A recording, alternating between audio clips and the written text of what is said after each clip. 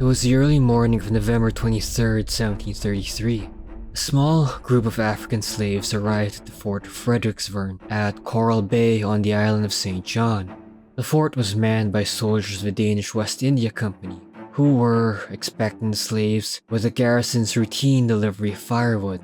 What the soldiers failed to notice was that concealed in the stacks of wood were cane knives, and only once the slaves were well within the fort's confines did they draw these knives out and attack the unsuspecting soldiers.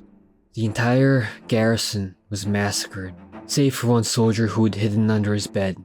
And with the fort under their control, the slaves fired 3 shots out of one of the cannons, a signal for the slaves in the nearby area of Coral Bay to rise up and kill their masters. This would be the beginning of one of the first major slave rebellions to rock the Caribbean.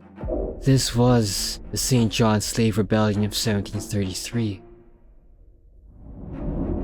St. John is the smallest of 3 main islands that comprise what we know today as the US Virgin Islands.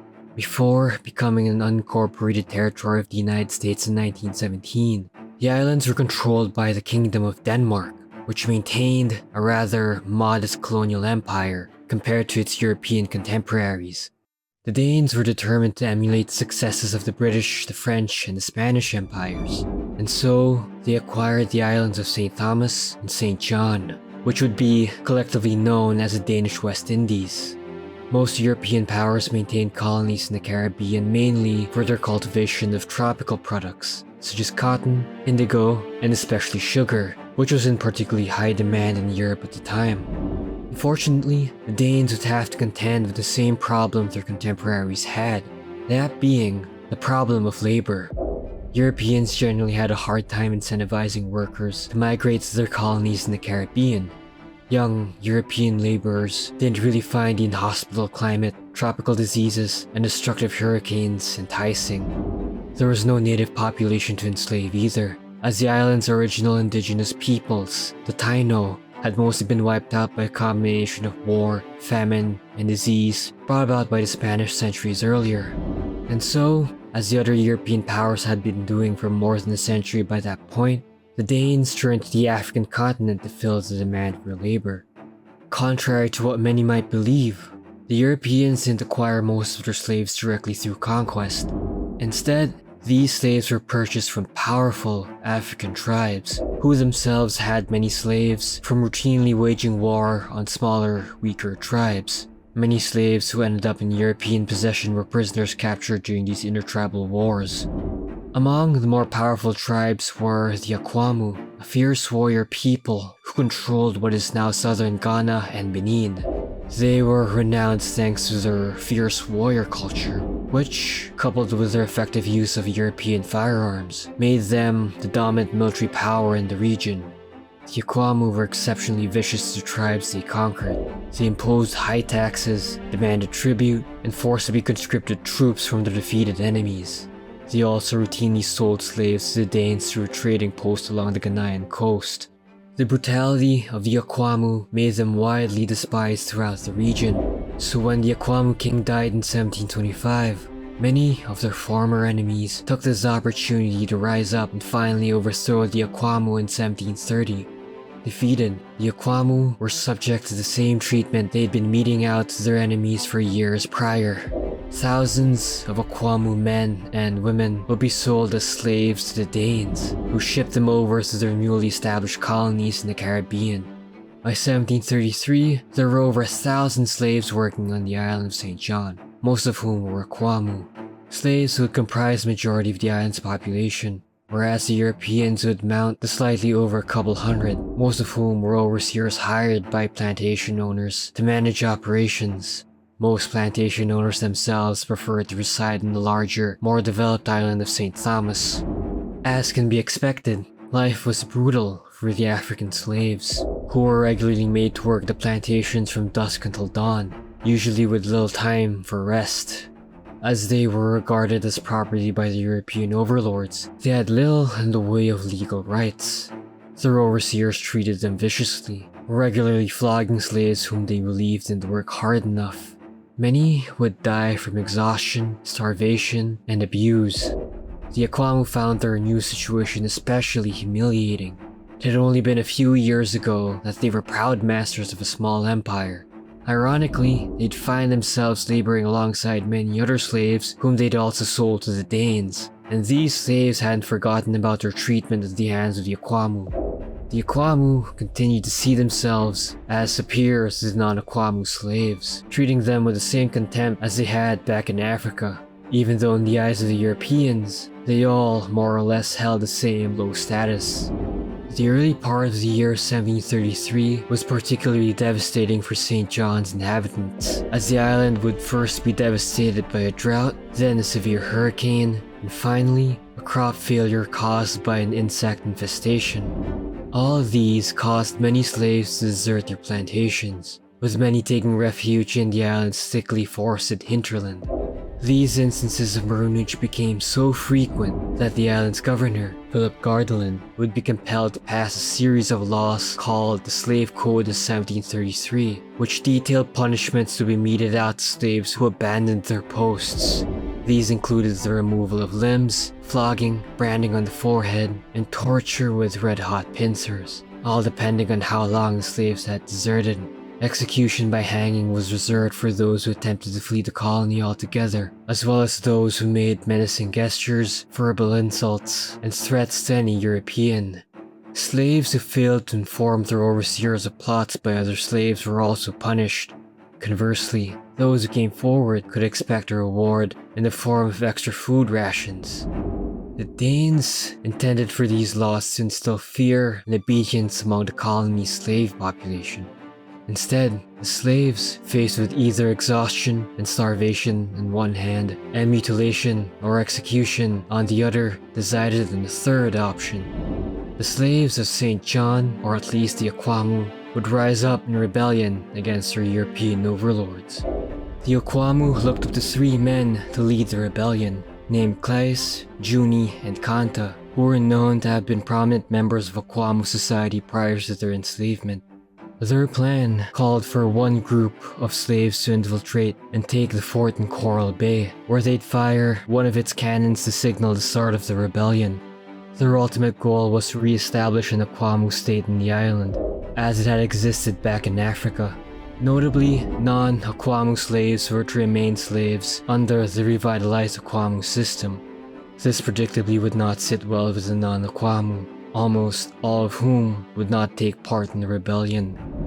The day of the rebellion came on November 23, 1733, and the soldiers stationed at Fredericksford and Coral Bay were totally unprepared when the slaves came at them with their cane knives, with the lone survivor managing to escape and later warn Danish officials of the uprising. The fort's cannon was fired, and the rebellion appeared to be off to a good start. The slaves in Coral Bay proceeded to kill most of the Europeans in the area. One notable participant was a woman named Brayfu, who had come to be known as the Queen of St. John. Upon hearing the cannon, she led her own group in killing her master and his wife, and then seized all the firearms and ammunition she could find before joining the other rebels. Some Europeans were spared, including one doctor who was in good terms with the slaves for previously attending to their medical needs. With the fall of Coral Bay, the rebels split into three groups. One group, under Kanta, would remain at Fredericksford. Another group, led by Juni, would mop up any surviving Europeans left on the east side of the island. Finally, Clyde's group would move westwards through the island's interior. As the rebellion spread throughout St. John, many Europeans managed to escape on boats to St. Thomas. Interestingly, some Europeans were warned by their non-Akwamu slaves, some of whom would even take arms and join the Europeans in resisting the Akwamu, keen on not being ruled again by their old conquerors. In one instance, non-Akwamu slaves stayed as a rear guard for their masters, allowing them to escape to Durlu's plantation on the west side of the island. Amazingly, these slaves were also able to escape. It was at Durlu's plantation where many Europeans and non-Akwamu slaves unable to escape the island would hold their ground. The defenders, under the command of one Captain Janus von Beverhout and one Lieutenant Charles, would position two cannons near the approach to the plantation. Interestingly, about half of the plantation's defenders were non-Akwamu slaves.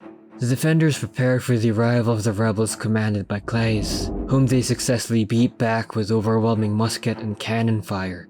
The rebels would attack the plantation again and again, and this would go on for the next several months, each attack getting beaten back by the highly determined defenders.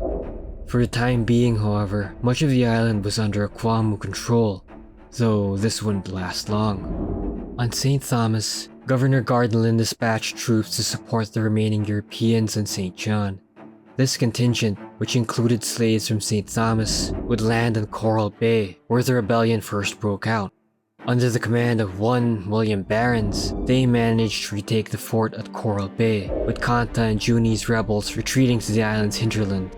From there, the rebels continued to make their stand, using guerrilla tactics to harass and beat back the European troops. By this time, word of the rebellion had spread beyond the Danish West Indies. The British, with their own plantations on the nearby island Tortola, were anxious that the ongoing insurrection would inspire their own slaves to rise up.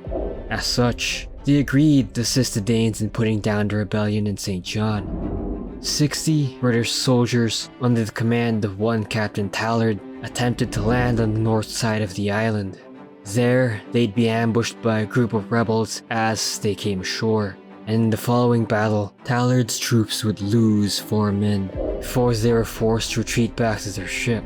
Later, a British privateer by the name of Captain John Maddox would also try his hand in putting down the rebellion. The Danes had promised Maddox he'd be allowed to keep most of the slaves he captured, and so Maddox, with 50 volunteers including at least 2 of his sons, also landed on the north side of St. John, not too far from where Tallard previously attempted his landing. Just like Tallard before him, Maddox would be repelled by the rebels, utilizing guerrilla-style tactics. Sustaining 3 casualties, including one of his sons, Maddox was forced to abort his mission as well. In early April 1734, the rebels attempted yet another assault on Durley's plantation. This time, the rebels came dangerously close to overrunning the plantation, though they were ultimately beaten back yet again. The rebels did, however, manage to set fire to the plantation's supply magazine, potentially diminishing the defenders' chances of holding out for much longer. But the defenders at Durlus wouldn't need to worry more, as developments in Europe would spell doom for the rebel cause. France had involved itself in the War of the Polish Succession, which also already involved other European powers like Russia and Prussia. The French needed as many countries to stay neutral in this conflict, and so, to guarantee Danish neutrality, the French offered to sell them the nearby island of St. Croix. To sweeten this deal even further, they also offered to send troops to subdue the rebellion in St. John. And so, a force of 200 French soldiers, under the commands of Monsieur Chevalier de Longueville and Monsieur Nadeau, was dispatched from Martinique to aid the Danes in St. John. Among them also were former slaves who specialized in tracking and hunting down runaways. This force arrived on the western side of St. John on April 23, 1734. They were joined by a detachment of 30 Danish troops. The arrival of this combined French and Danish force would be the beginning of the end for the rebels. After 6 months of holding off repeated attacks, the defenders at Durlus plantation were finally relieved by the newly arrived Europeans. Plantation after plantation was liberated. Rebel camps were destroyed one after the other. While many rebels who weren't killed fighting would choose to surrender, a significant number of them opted to commit suicide instead, rather than be brought back into slavery. The Europeans would find areas where whole groups of rebels committed mass suicide, including that of Breyfu, whose body was found along with 23 of her companions just north of Coral Bay. And as it turned out, suicide might have been a better fate compared to that which awaited those who chose to surrender. While many of the surrenderers did so at the appeal of their former masters with offers of clemency, Commander Longueville had other plans, and he had most of the surrendered rebels put to death. Many were hanged, beheaded, or burnt at stake. By May 1734, much of the island was back under European control, though the rebellion itself wouldn't be considered officially ended until August 25th, when the last few rebels were lured out and captured or killed. The rebellion caused many plantation owners in St. John to move to newly purchased St. Croix. The Danes would continue to take part in the slave trade for the next several decades, until the Danish government abolished it in 1803, becoming the first European power to do so. Slavery itself wouldn't be abolished in the Danish West Indies until 1848, when slaves and freed Africans on St. Croix held a large, peaceful demonstration. In response, Governor General Peter von Scholten would move to finally emancipate all slaves within the colonies. In 2017, the Danish Foreign Minister, Anders Samuelsen, would apologize for Denmark's participation in the transatlantic slave trade. Speaking to Ghanaian President Nana Akufo-Addo, Samuelsen claimed, "Our two countries share a long history together, definitely. Also, we have a distant and a dark historical past. The slave trade is and was a shameful and unforgivable part of the Danish history, and I would like to underline that. Nothing can, of course, justify the exploitation of men, women, and children in which Denmark took part." Today, the St. John Slave Rebellion is remembered not necessarily as a failure, but as one of the earliest, most ambitious assertions of an enslaved people's power in the Americas. It predates the more widely known Haitian Revolution by nearly 60 years, and proved that a coordinated, large-scale uprising could seize and hold territory, even if only for a short while.